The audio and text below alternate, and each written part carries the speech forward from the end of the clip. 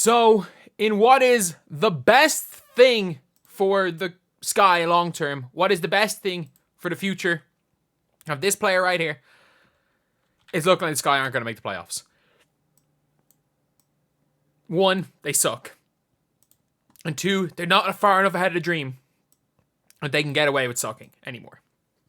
The dream right now are one game behind. And you might be saying the Chicago Sky are only a game and a half behind the Fever. How are the Fever safe? Because the Sky suck. Like, let's be very clear. The Sky suck. They are, and this is not me saying that Angel Reese sucks. This is a team that is trying to lose. This is a team that does not believe in the 3-point line. They've hit 7 threes, I think, in 3 games. They don't believe in the 3-point line. Their second best 3-point shooter is Dane Evans. And the dream. Surprisingly enough, it really has just been one player for the dream that has changed everything. And it was Ryan Howard. Like, they were great before Ryan Howard got injured. Well, not great. They were a 500 team before Ryan Howard got injured. And they've looked good with Ryan Howard back. A lot of that has been Ryan Howard, who there's probably not been one floor raiser on their team more so than Ryan Howard, especially someone who, even when, like, I know she was injured for a little bit, but wasn't voted in as an all-star, probably could have been voted in as an all-star.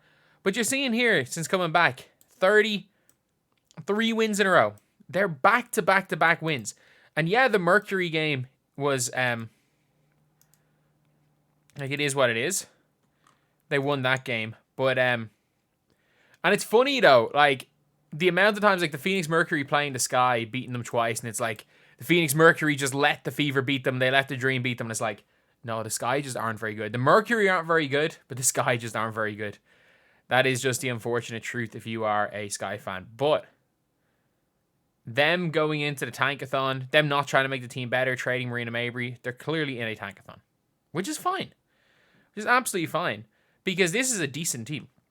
This is a team that if they creep in, if the Dream get hot and take the 7th seed, they're going to give any team other than the Liberty a run for their money in the playoffs.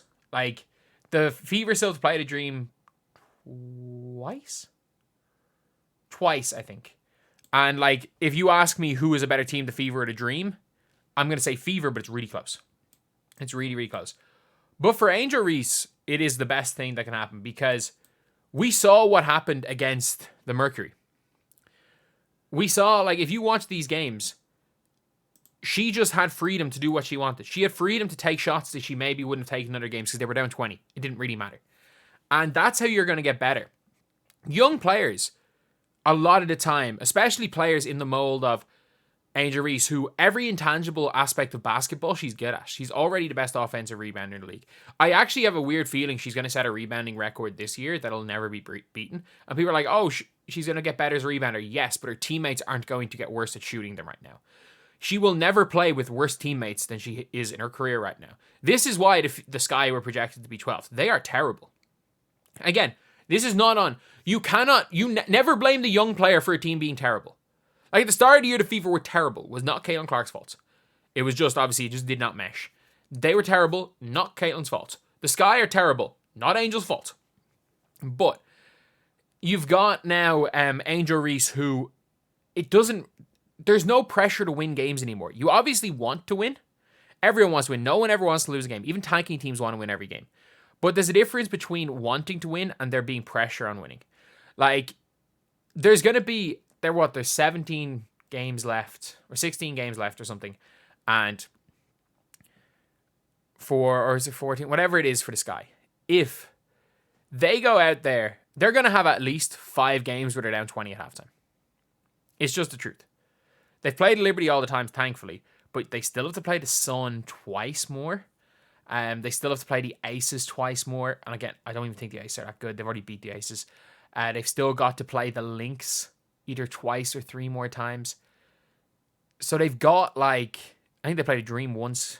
So they've got a really tough end to the season. They're going to be down 20 plus at halftime a couple of times. Those are the games where if you're Angel Reese, do whatever the fuck you want. Try shit. Like, shoot fadeaway jumpers. Try shoot some post turnarounds. Shoot some 3-pointers. Try drive in, create your own shot. Maybe shoot a couple pull-ups. Who cares if they miss? Your team's going to lose anyway. And getting more confidence in those type of shots is how you get better at them. Like, you can practice a shot, but until you use it in a game, and in a game-like situation, it's going to be tough to implement it into your game. We've seen it with Simmons. We've seen how much Simmons practices a three-point shot, but just won't shoot them in games. So he hasn't improved that in any way since he came into the league, no matter how much practice there is.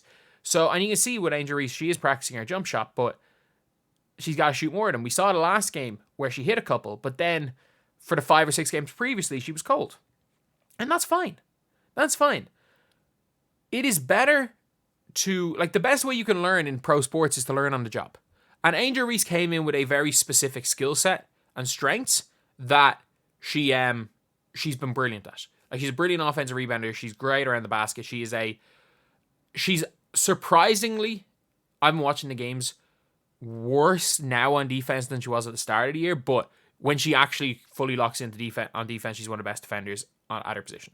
Not interior, but like just all around versatility, switching. She is one of the best defenders at her position, especially when she locks in on that end. And she did come in with a bunch of flaws. And while the team is trying to win, when a team's trying to win games and they're pushing for a playoff spot, you want your players playing to their strengths. You don't want your players trying to figure stuff out. You don't want your players trying to work out the kinks in their game. But we've seen it in the NBA, how so many rookies are basically just that get drafted to good teams never really develop because they're not really allowed to develop. They're not really allowed to make mistakes. And when you're pushing, it's harder. Like, as you're pushing, you're going to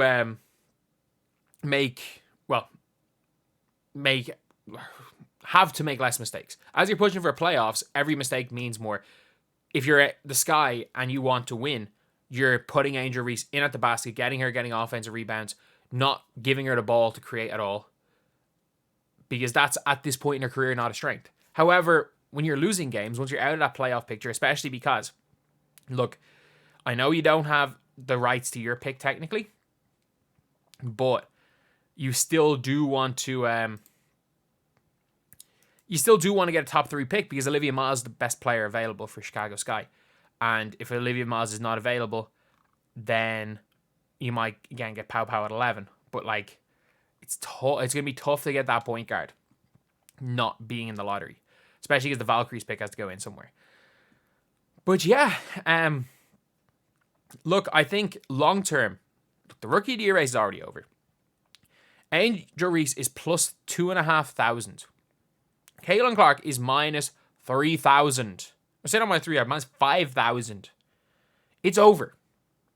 Caitlin Clark can tear her ACL on Sunday. Touch wood, she doesn't. And it's still over.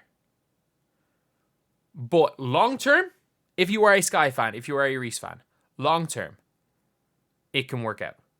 Because you're now going to get to see Reese as number 1 option. And look, at this point in her career, Reese as a number 1 option is not going to win you many games. And that's fine. That's fine. But she is a lot more likely to eventually become that winning number 1 option if she is allowed to be a number 1 option on a losing team. Aja Wilson came in and was a number 1 option on a losing team straight away.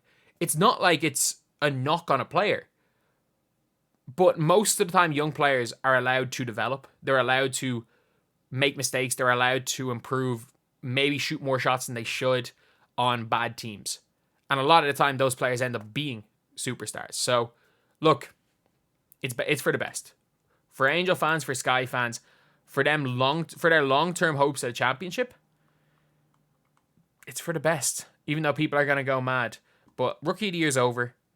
And I think the whole discourse around that is going to hopefully help, because now that it's no longer comparing Angel Reese to Caitlin Clark as far as their impact is concerned on the court, people can actually just look at how good Caitlin Clark has been, Angel Reese has been, and also people can now just start to look at how good Rickea Jackson has been, just how good this rookie class has been in general. Heck, Jaycee Sheldon's been good for rookie.